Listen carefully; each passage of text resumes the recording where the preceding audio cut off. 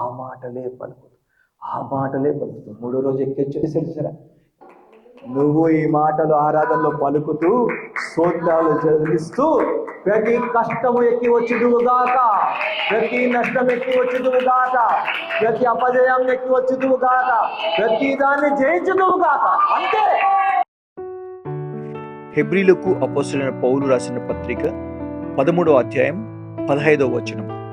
కాబట్టి ఆయన ద్వారా మనము దేవునికి ఎల్లప్పుడూ స్తుతియాగము చేయుదము, అనగా ఆయన నామము ఒప్పుకొనుచు జిహ్వ బలము అర్పించుదము.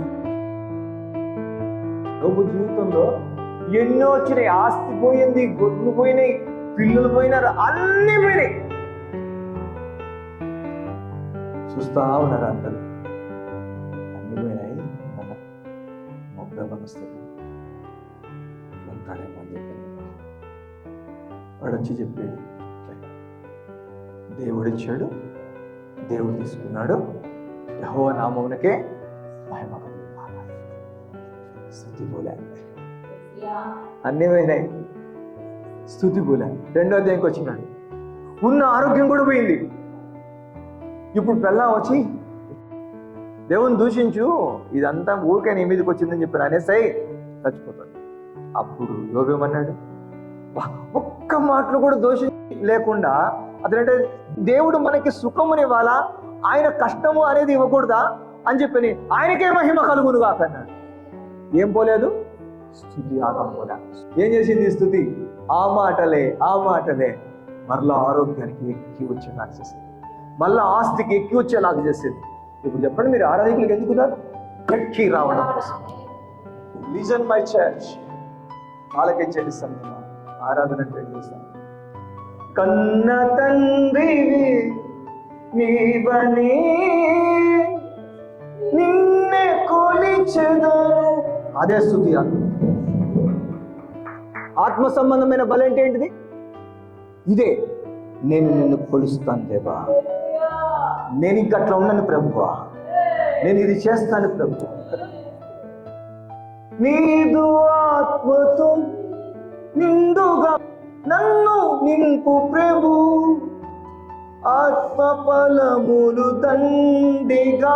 అంటే ప్రేమని, విశ్వాసాన్ని, దయాలుత్వమును, వీటన్నిటినీ నీకై ఫలించెను అంటారు. నేను ఇది చేస్తాను, అది స్తుతి. ఏంది ఆరాధన? నేను ఇది చేస్తా, నేను ఇలా ఉంటా, నేను ఇలా అని అర్పించుకున్నాను, అదే స్తుతి. 3 సార్లు నీ చిత్తమే సిద్ధించును గాక అంటే ఆ చిత్తాన్ని ఎవడు ఆపలేకపోయినాడు. నీ స్థుతిలో వచ్చే అర్పణ నీ జీవితంలో స్థిరపరచబడింది. అది తెలియకుండా ఎంతమంది పాడైపోతారో తెలుసా? ఏంటి స్తుతియాగం అంటే? స్తుతియాగం చేస్తే ఆ మాటను దేవుడు స్థిరపరుస్తాడు. వాళ్ళు ఆ రోజు గోడల ముందు స్తుతి చేశారు, మాటలు స్థిరపరిచి దేవదూతలతో గోడలు తోసేశాడు. ఎరికో గోడలో కుప్పగూలిపోయినట్టునే వీళ్ళ తీర్మానము, వీళ్ళ స్థిరత్వము.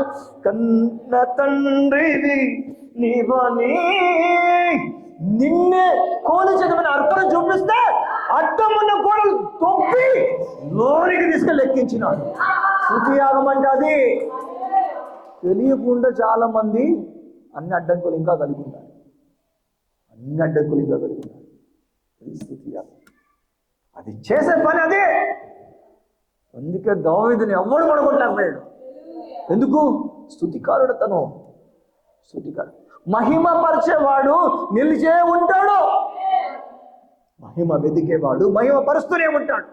ఏ రీతిగా నా దేవుణ్ణి మహిమపరచాలా, ఏ రీతిగా నా జీవితంలో దేవుడు మహిమపరచబడాలని చెప్పంటే లక్షల మందిని ఇచ్చాడు పౌలుకి. మహిమను ఎదుకో, దేవుని గణపరచు, దేవునికి అదే మాట చెప్తున్నాను, అదే మాట. లార్డ్ నీకోసం నేనేమన్నా అయిపోవాలా. నా వాట్సాప్ దాంట్లో ఉంటుంది, ఏమంటారు, నా మట్టుకైతే కత్తుకుంట క్రీస్తేనే అవుతాను, స్థిరపరచబడేసాడు. హల్లెలూయా. ఆ వర్డ్ నా హృదయం నుంచి వచ్చింది, అది స్థిరపడింది మాత్రం నా వల్ల కాలే, దేవుని వల్ల జరిగింది. నీ స్తుతి నీ నోట్లో నుంచి, నీ హృదయం నుంచి వస్తుంది. అది స్థిరపరిచేది దేవుడు చేస్తాడు.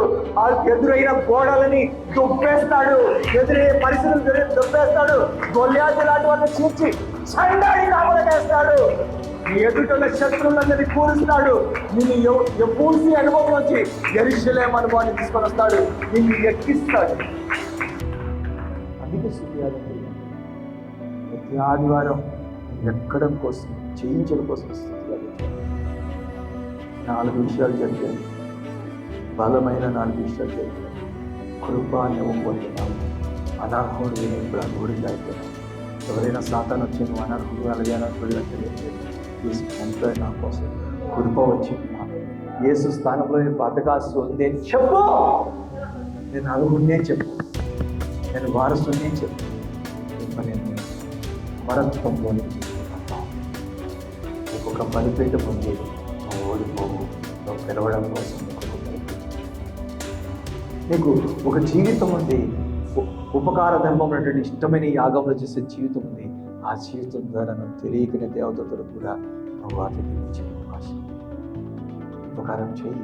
ఒక మదర్ తెరిసా లాగా, ఒక ఉన్నతమైనటువంటి గ్రహస్టర్స్ కుటుంబం లాగా నువ్వు మేలు చేయడం కోసం యేసుక్రీస్తు దినములలో మేలు చేస్తూ అపవాది కథలో ఉన్నటువంటి అనేకని విడిపిస్తూ ఉంటాడని వాడుతున్నాను. దేవుని కార్యాల కోసం స్తుతియాగము చేసేటువంటి వ్యక్తివి నువ్వు ఎక్కి అన్ని అడ్డంకులు అధిగమించి వెళ్ళే వ్యక్తిని గ్రహించు. మోకాళ్ళ మీదకి రా. ఇలా జీవిస్తున్నావు. ఈరోజు ఏం